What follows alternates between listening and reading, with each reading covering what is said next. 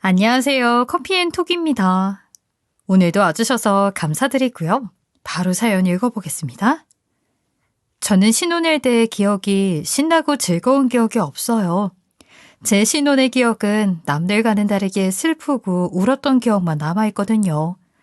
행복하고 뭔들 항상 즐겁다는 신혼에 깨가 쏟아지는 시간을 못 보낸 이유가 뭔지 궁금하실 것 같아요. 여기에는 그럴 만한 이유가 있답니다. 저희가 결혼한 후에 마치 약속이라도 한 듯이 양가 아버지가 서로 1년 기간으로 돌아가셨거든요. 그래서 저희는 정신없이 장례 준비를 하느라 남편이고 저고 상복을 입고 슬퍼하기에 바빴죠. 사실 제 친정아버지는 지병을 가지고 있어서 시한부 판정을 받은 상태였어요.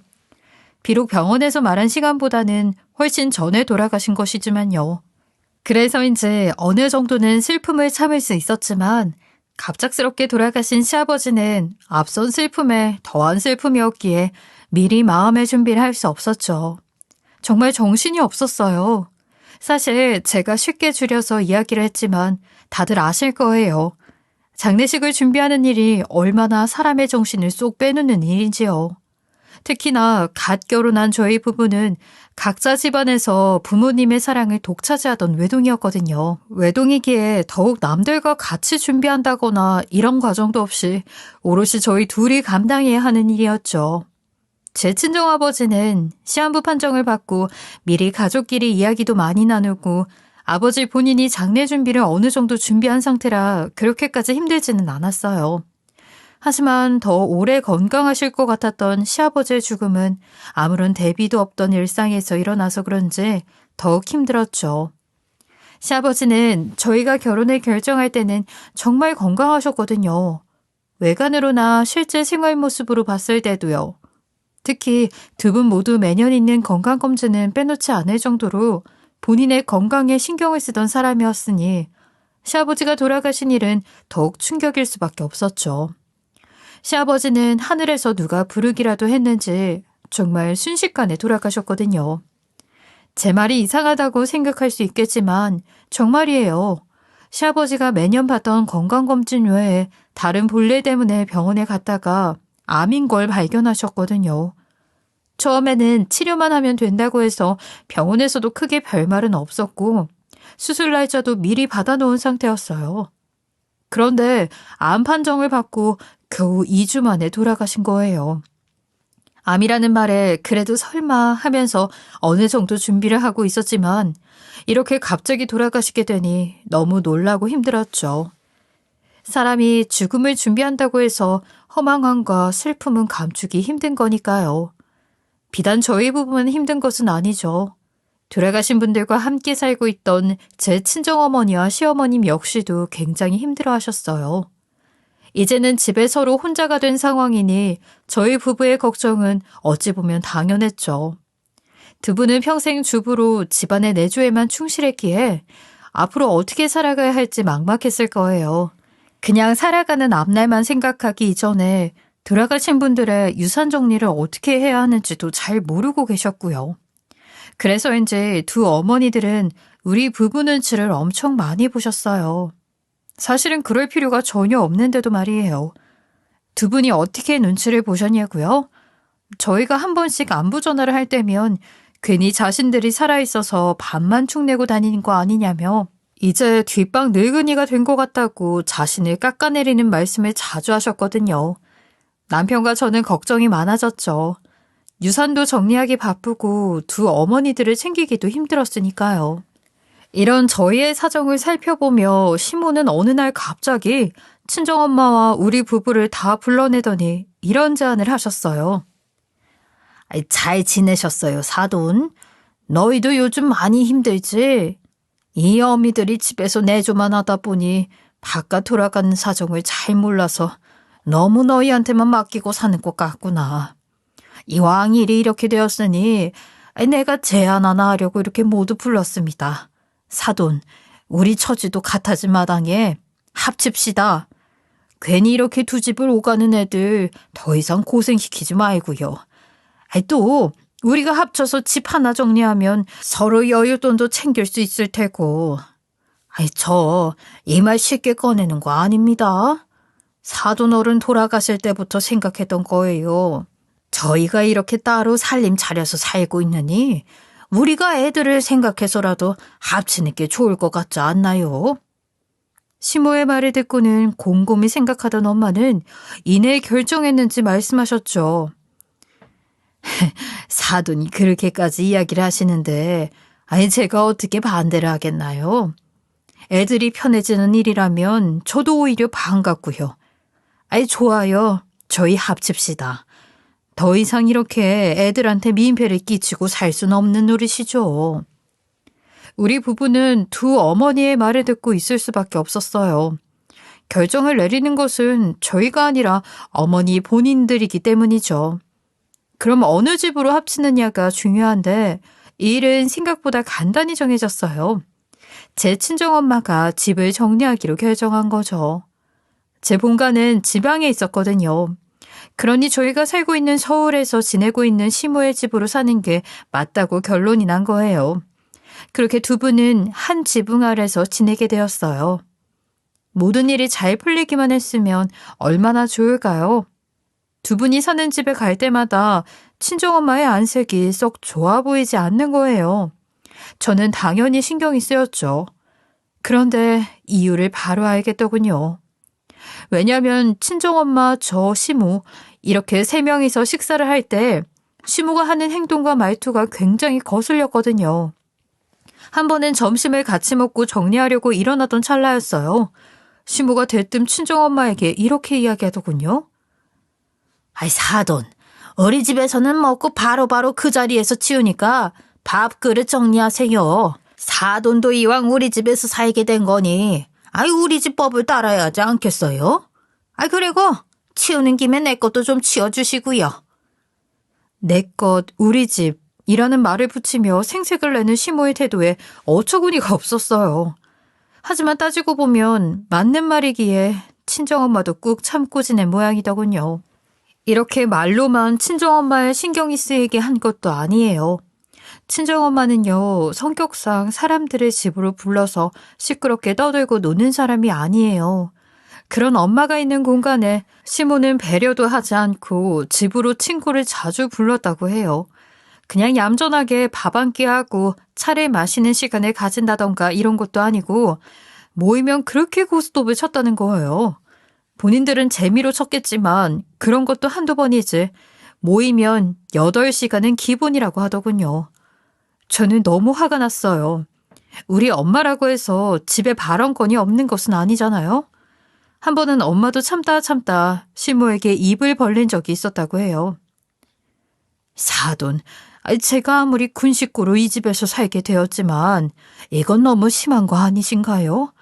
제가 사람과 어울리는 것을 좋아하는 것도 아니고 하지 말라고 하는 것도 아닙니다. 그냥 그 횟수를 좀 줄여달라고 말했는데 이렇게까지 매일 모여서 떠들고 고스톱 치고 매일 8시간이나 그 소리를 듣고 있으니 제가 너무 지칩니다. 또 제가 그렇게 친구들 시중까지 듣는 사람도 아니고요.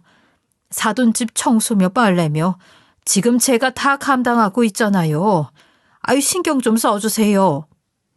이렇게 말하는 엄마에게 돌아온 건 시모의 빈정거림이었다고 말해주시더군요. 아이고, 지금 고작 집안일 그거 좀 한다고 요새 떠는 겁니까? 지방에서 살아서 서울 집값이 얼마나 비싼지 모르시죠? 그러니까 그런 말이 나오는 겁니다. 서울에서 방앗간 얻어서 사는 거랑 지방에서 작은 아파트 전세 내서 사는 거랑 비슷합니다. 그러면 먹고 재워주는 것에도 감사해야 하지 않을까요? 그리고 제가 우리 집에서 친구들이랑 놀지도 못합니까? 사교성 없는 건 본인을 탓해야지 이해할 수가 없네. 물론 두 사람의 입장을 모두 들어봐야 알겠지만 제가 봐서는 이렇게 두 분을 그냥 둬서 안 되겠다는 생각이 들었어요. 처음에는 물론 두 분 다 잘 지냈죠. 반려자를 잃은 슬픔을 서로 이해가며 심심하지 않게 이야기도 하고 장도 보러 다니고 문화센터까지 같이 다니며 둘도 없는 친구이자 사돈으로 지냈어요. 그런데 어느 날부터 시모가 점점 변해간 거였어요. 이 말을 들은 이후에는 남편과 계속 이 일에 대해서 이야기를 했어요. 그리고 남편과의 고민 끝에 나온 결론은 가족회의를 만드는 거였어요. 우리 부부는 두 어머니 모두에게 가족회의에 대한 내용을 전달해주며 처음으로 가족회의를 열게 되었어요. 첫 가족회의에서 시모는 친정엄마가 받는 스트레스가 그렇게 큰지 몰랐다며 이제는 본인이 식사를 도맡아서 하겠다고 하더군요. 아무래도 본인이 살던 동네고 다니던 시장부터 해서 아는 곳도 많다면서요. 그러면서 은근히 친정엄마의 사회성이 나쁘다는 이야기를 하더군요. 이 지경이 와서도 친정엄마의 사회성을 탓한다는 게 너무 화가 나긴 했어요. 처음에는 그렇게 잘 지냈으면서 말이에요. 그리고 그냥 사회성이 나쁘다로 끝났으면 화가 더 나지도 않았을 거예요. 시모는 친정엄마를 배려하는 척하면서 성격이 사람들과 잘 어울리지 못하더라. 그러니 사람과 마주하는 일은 본인이 하는 게 낫지 않겠냐는 식으로 아주 뼈있는 말을 아무렇지 않게 내뱉더군요. 저의 화난 모습을 보던 남편은 일이 더 커지겠다 싶었는지 그냥 시모의 말을 자르며 그러면 그렇게 서로 담당하는 걸로 결정합시다 라고 말하더군요. 하지만 시모의 교활함은 여기서 끝이 아니었죠.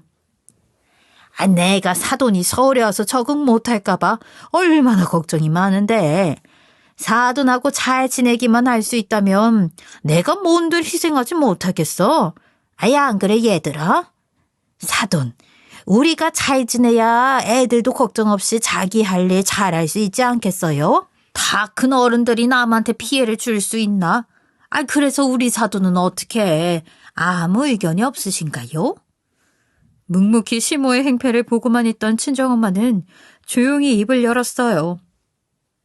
맞는 말이죠. 우리가 사소하게 다투는 일이 애들한테 좋을 리는 없겠죠. 사돈 말에 동의합니다. 그러면 여기 가족회의에서 말씀하신 것처럼 주방일은 사돈이 하는 것으로 알고 있겠습니다. 그럼 제가 청소 쪽을 담당해서 하죠. 시모의 눈치에 조용히 말하는 친정엄마에게 저는 속으로만 알았어요. 시모는 마치 자신은 배가 많은 사람이고 친정엄마는 아무 생각도 없고 자기 의견도 없는 사람처럼 말했으니까요. 저는 그런 둘의 행동에 자칫하다가는 시모의 저 교활한 행동에 친정엄마가 꼼짝없이 당하겠구나 생각했죠. 시모는 본인이 똑똑하다고 생각하겠지만 본인을 제외한 다른 사람들은 다 느끼고 있었거든요. 오죽하면 남편도 제 눈치를 보면서 설설 기고 있었으니까요. 그래도 가족회의에서 말한 부분은 지키겠지 싶어서 저는 아무 말도 하지 않고 그렇게 첫 가족회의를 끝마쳤어요. 그런데 사람은 바뀌는 것이 아니라고 했던가요? 시모는 가족회의가 끝나고 얼마 안 가서 본색을 드러내더군요. 저는 갑작스럽게 친정엄마의 전화를 받았어요. 엄마에게 전해들은 이야기는 정말 사람에게 정이 뚝 떨어지게 만들더군요. 남편은 정말 좋은 사람인데 그 좋은 사람을 길러낸 가족은 정말이지 형편이 없었어요. 그래서 전 엄마에게 녹음하는 방법을 알려줬어요. 엄마, 잘 들어? 요즘은 증거 없이는 아무런 대화도 시작을 못해. 우리도 증거를 수집해야 해. 엄마가 힘든 거 다 알고 있어요. 나는 시집살이를 하진 않았지만 시어머니가 얼마나 교활한 사람인지는 알고 있어요. 엄마가 하는 말 다 믿고 있으니까 엄마 뒤에는 나라는 방패가 있으니까 너무 맘 상하지 마시고 차근히 증거부터 모아봐요.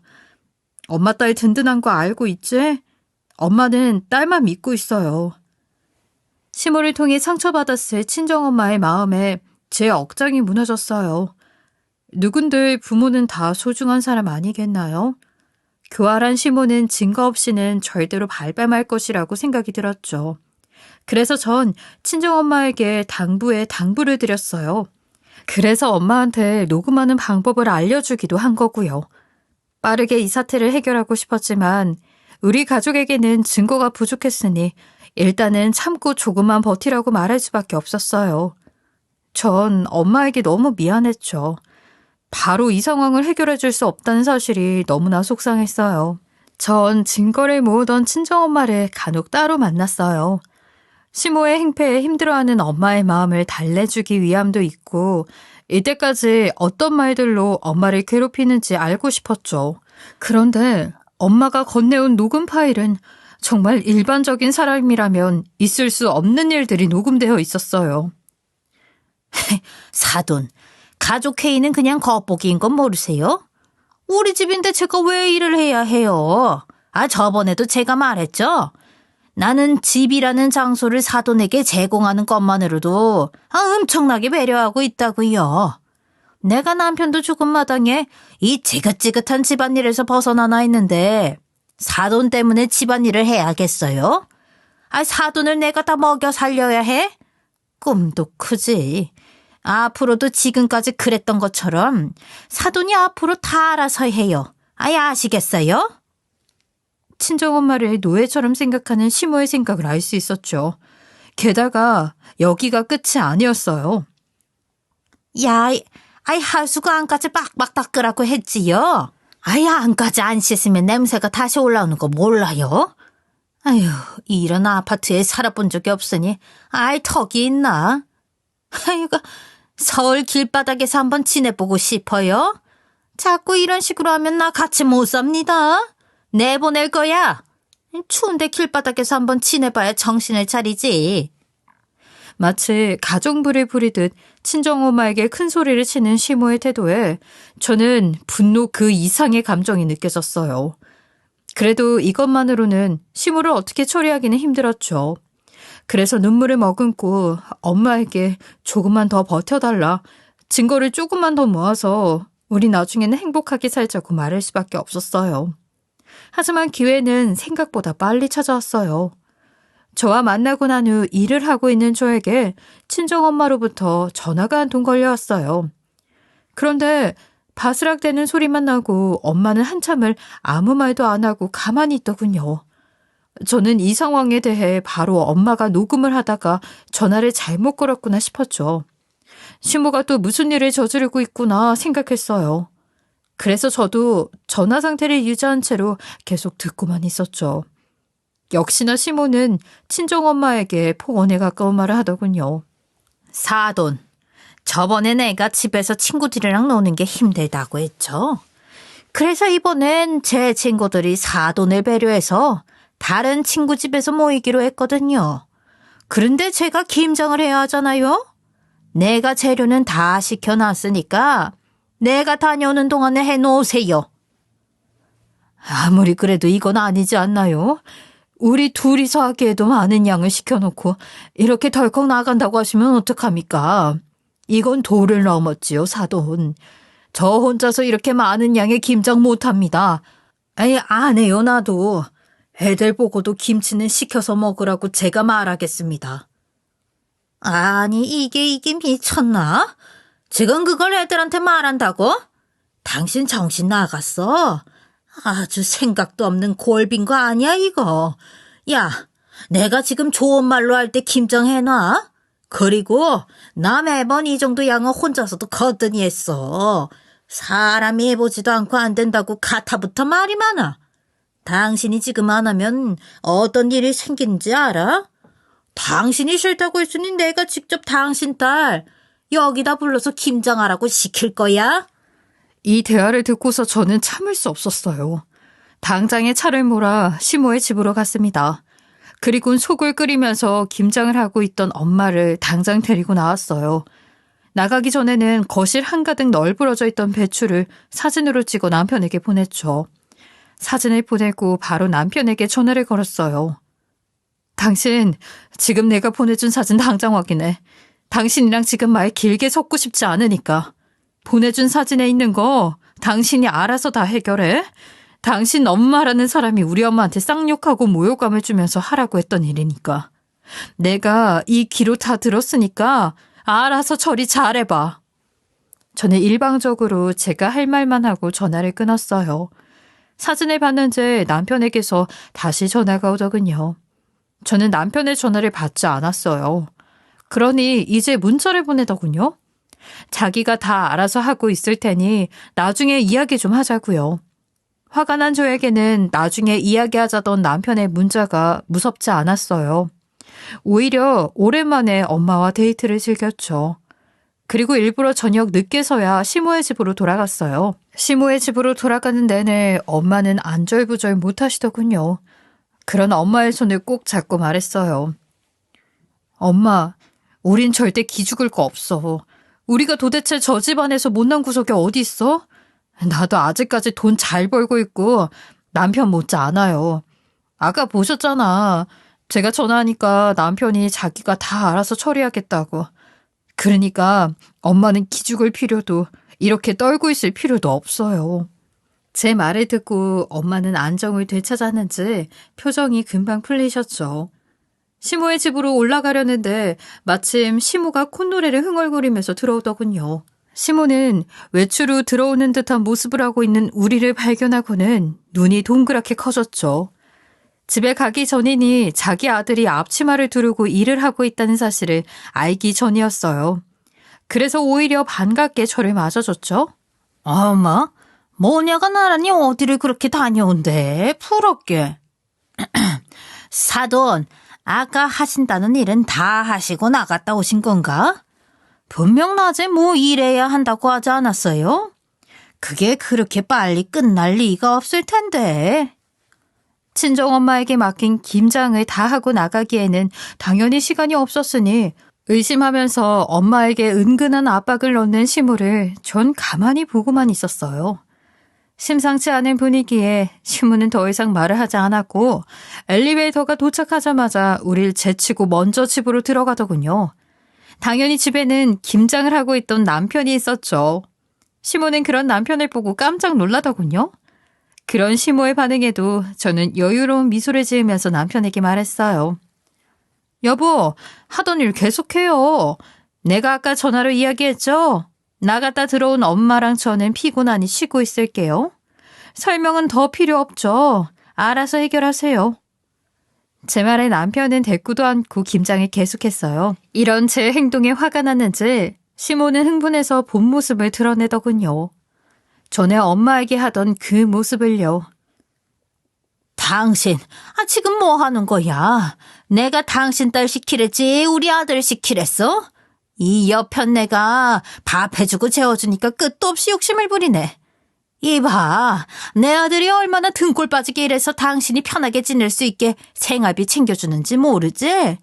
지금은 우리 아들이 이렇게 용돈도 투둑하게 챙겨주는데 여기서 쫓겨나고 싶어? 아주 집 밖으로 쫓겨나서 개고생을 해봐야 정신이 들지. 당장 여기 앉아서 당신이 해야 할 일 해. 엄마가 콧방귀도 끼지 않고 있자 저한테까지 윽박을 지르더군요. 그리고 너 어디서 여자가 하늘 같은 남자에게 부엌 일을 시켜? 당장 튀어와서 네가 하지 못해? 남자가 돈을 벌어오면 오냐오냐 따뜻한 밥이라도 해서 먹이지는 못할 망정. 자기 엄마가 저 지경이니 아주 배워먹지를 못했네 얘가. 고작 벌이 얼마 되지도 않은 일 하면서 지금 남편에게 네가 알아서 해결해가 뭐야? 어?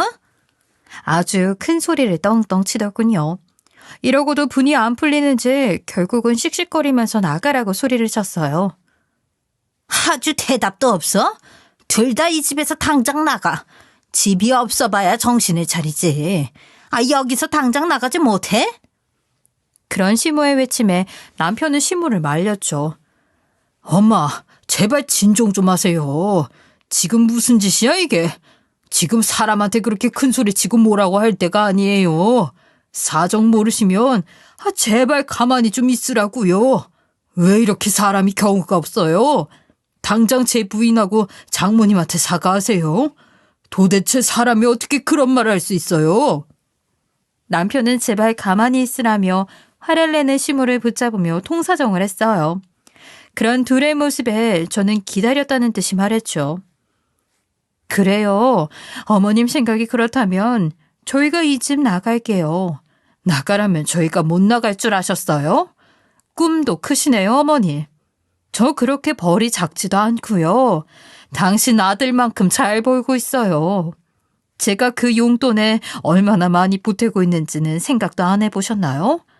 사람이 어떻게 하나만 알고 둘은 모르세요? 그 돈이 정말 남편 벌이로만 감당이 되는 정도라고 생각하세요? 그런 거면 정말 어머님 꿈이 정말 크신 거예요. 어이가 없네, 정말. 우리 엄마 더 이상 이렇게 사는 거 두고 볼 수 없고요. 두고 볼 필요도 없을 것 같네요. 저희 바로 나가겠습니다. 당신 나 말리지 마. 참, 그리고 우리가 나가면 개고생은 우리 엄마가 아니라 어머님이 하실 겁니다. 아시겠어요? 여태껏 우리 엄마 괴롭힌 벌은 받으셔야 하지 않겠어요? 저는 시모에게 이제 개고생은 너나 하라는 식으로 말했어요. 제 입장에서는 아주 당연한 일이었죠. 사실 양가 어머님에게 말하지 않았던 비밀이 하나 있었거든요. 우리 부부가 유산 정리를 하다가 발견한 사실이었어요. 바로 제 친정아버지에게 굉장히 많은 재산이 있다는 겁니다. 저도 정말 놀랐어요. 아버지는 언제나 자린고비처럼 없이 지내셨거든요. 그리고 살면서 한 번도 사치라는 것을 해본 일이 없는 사람이었어요. 그런 사람에게 이렇게 많은 재산이 있었을 거라고 어떻게 상상이나 해봤겠어요. 그런데 유산을 정리하면서 문득 아버지가 항상 입에 달고 사셨던 말이 생각났죠. 너나 엄마 힘든 일 절대 못 본다. 내가 없어도 둘만은 행복하게 살게 해줄게. 아빠가 돼서 여태까지 한 번도 좋은 것, 맛있는 거 못 사줬구나. 나중에는 엄마랑 많이 사 먹고 행복하게 살아야 해.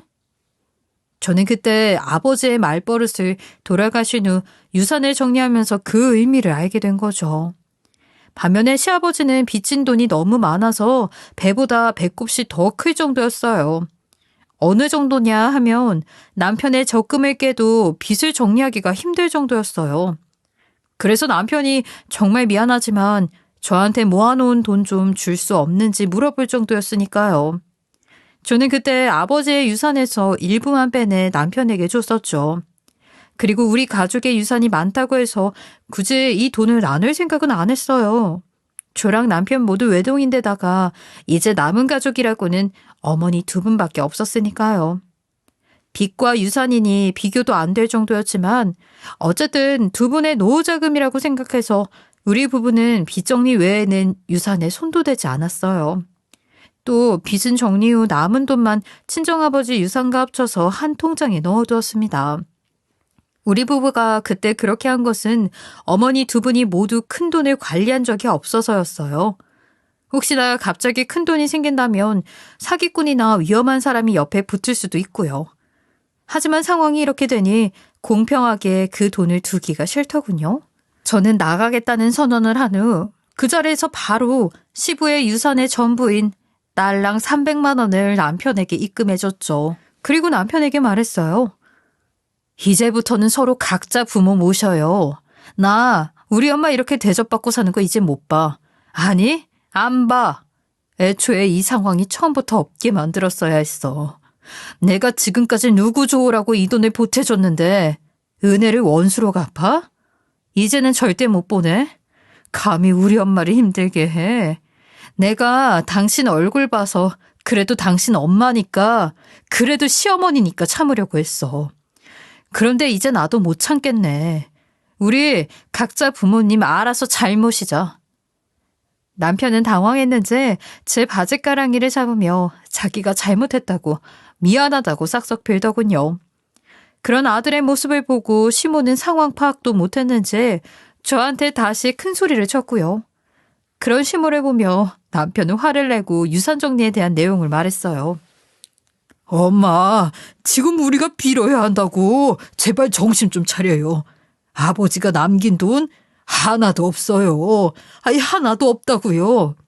아버지는 나한테 빚밖에 안 줬어. 내가 그 빚 정리하느라 얼마나 힘들었는지 알아요? 지금까지 모아놓은 돈, 그 돈도 결국은 깨고 빚부터 정리했어. 지금 상황이 이렇다고.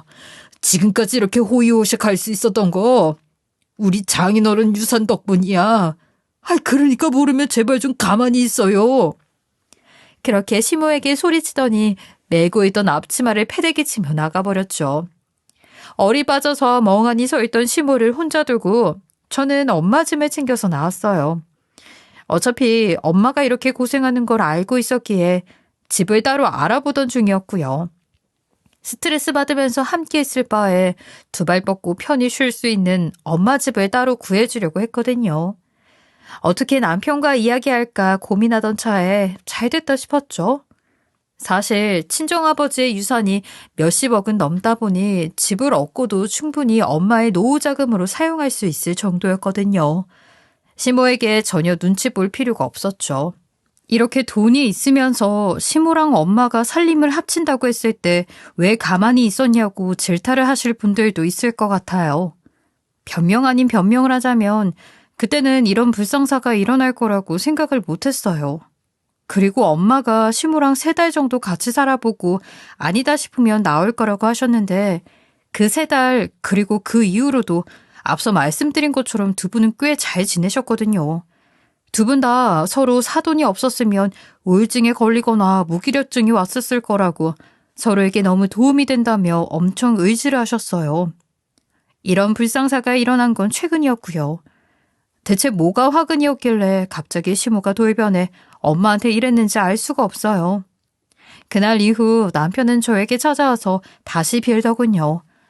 자기가 시모를 말리지 못했다고, 자기 엄마를 자기가 잘 단속했어야 했는데 그러질 못해서 장모님이 너무 상처받으셨다고, 너무 미안하다고 빌었죠. 남편의 이런 태도도 이해가 가기는 해요. 남편이 말린다고 해서 들을 위인도 아니었고요. 남편이 이렇게 비는 데는 또 다른 이유도 있었어요. 제가 그날 이후로 바로 이혼 소송을 냈거든요. 그러니 모아놓은 돈도 이제 없는 남편에게는 발등에 불이 떨어진 격이죠. 사실 남편이 나쁜 사람은 아니니까요. 그래서 저는 남편에게 말했어요. 당신 시어머니랑 관계 싹 다 정리해? 우리 엄마 더 이상 마음 아픈 모습 난 못 보니까. 당신이 정리 안 하면 그냥 우리 이혼하는 거야. 알았어? 남편에게 시모의 문제를 말끔하게 정리하지 않으면 그냥 이혼하겠다고. 그러니까 남편도 더 이상 시모에게 배려해줄 필요도 없다며 본인이 선을 먼저 긋더군요. 어찌 보면 당연한 결과이기도 했습니다. 사람이라면 그때 그 말을 듣고서 누가 피해자고 누가 가해자인지 딱 구분이 가니까요. 본인이 중간에 끼어서 김장을 직접 하고 있기도 했고요. 아무튼 전 그런 남편의 말을 한번 믿어주기로 했죠. 그럼 시모는 어떻게 되었냐고요? 시모는 결국 몇백씩 받던 용돈은 이제 엄두도 못 내며 살고 있어요. 당연한 일이죠.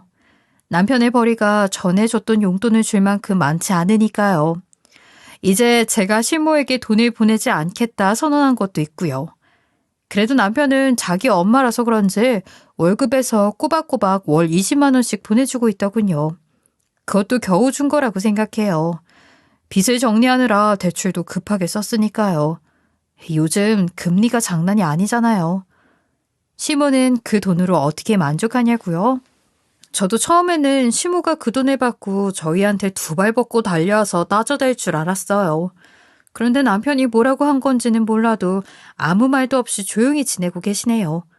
처음부터 이렇게 좋게 해결했으면 오죽 좋았을까요?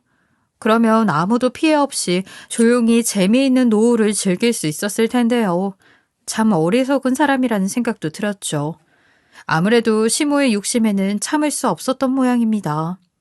그래도 어찌 남편이 주는 20만 원과 연금으로 억척스럽게 살아가고 있다고는 들었어요.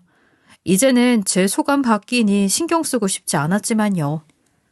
그런데 그건 물어봤어요. 초반에는 엄마랑 잘 지내다가 왜 갑자기 그렇게 변한 거냐고요. 그러니 그 대답을 듣고 시모는 끝까지 자기밖에 모르는 이기적인 사람이라는 걸 알았어요. 시모 말이 돌아가신 시부의 빈자리 때문에 집에 혼자 있기 무섭고 집에 귀신이 사는 것 같은 오싹한 기분이 들어 누군가 옆에 있어줬으면 했다네요. 그게 저희 엄마였고 엄마랑 지내다 보니 이젠 많이 괜찮아져서 이왕 이렇게 같이 살게 된 거 본인 수발 좀 들어줬으면 해서 그랬던 거라고 하더라고요. 그 말을 듣고 또 뚜껑이 열리긴 했어요. 그럴 바엔 애완동물을 키우던가 이게 뭐 하는 짓인가 싶었네요. 그런 찰나의 이기적인 행동과 생각으로 시모는 끝내 돌아가실 때까지 홀로 외롭게 살게 됐으니 이 무슨 어리석은 짓인가요? 반대로 저희 엄마는 서울 외곽 쪽에 정원 딸린 좋은 집을 한 채 사들였어요. 엄마가 옛날부터 말했거든요. 정원이 딸린 집에서 개 한 마리 기르면서 편안하게 살고 싶다고요. 그 말이 떠올랐던 전 수소문에서 혼자 살기 좋은 정원 있는 집을 열심히 찾았어요. 엄마는 정말 행복해하며 살고 있어요. 용돈도 넉넉히 챙겨드리고 있고요. 사실 전 시모에게 용돈을 보내며 엄마도 넉넉히 쓰시겠지 싶었어요. 그런데 지금에 와서야 보니 돈은 건들지도 못하셨다고 하더라고요. 앞으로도 전 시모에게 좋은 감정은 느끼지 못할 것 같아요. 남편도 전보다 친정엄마에게 잘해주고 있어요. 얼마 전에는 엄마가 텃밭을 만들고 싶다고 말하더라고요. 그래서 남편과 이야기를 하니 발벗고 나서서 텃밭을 읽어주더군요. 서울에서만 나고 자란 사람이라 이런 일이 익숙치도 않을 텐데 참 사람은 정말 좋구나 싶었어요. 요즘은 엄마와 종종 나들이도 다니곤 해요. 남편도 운전기사를 자처하고 있고요. 이번에 다녀온 여행에서는 남편이 엄마에게 사죄를 하더군요. 그러면서 은근슬쩍 시모 이야기도 하고요. 장모님, 제가 너무 죄송합니다. 저희 어머니가 그렇게까지 생각이 없는 사람인지는 몰랐네요. 저도 그런 성격을 가지신 줄 처음 알았어요. 그리고 집에서 그렇게 고스톱을 치면서 노름을 좋아하시는지도 살면서 처음 알게 됐네요. 장모님에게 어떤 사죄의 말을 드려도 모자랄 것 같아요. 제가 앞으로는 장모님 옆에서 아들처럼 모시고 살겠습니다. 열아들 부럽지 않게 모시겠습니다. 그런데 저 장모님, 저희 어머니 그래도 천성이 그리 나쁜 사람은 아닙니다.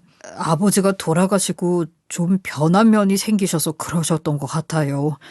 혹시 한번 만나서 이야기라도 어떻게 나눠보실 수는 없을까요?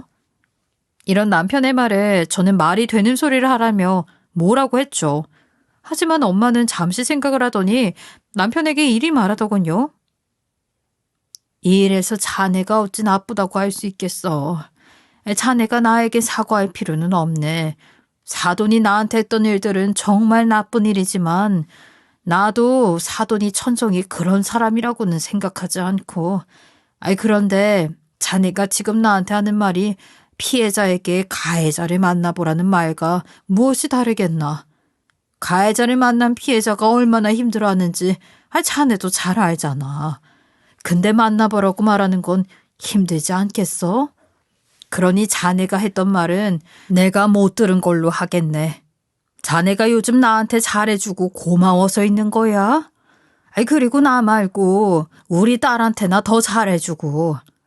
그래도 때가 되면 어떻게 사돈이랑 한번 이야기하는 자리는 마련은 해보겠네. 엄마의 완강한 거부에 남편도 고개를 끄덕였죠.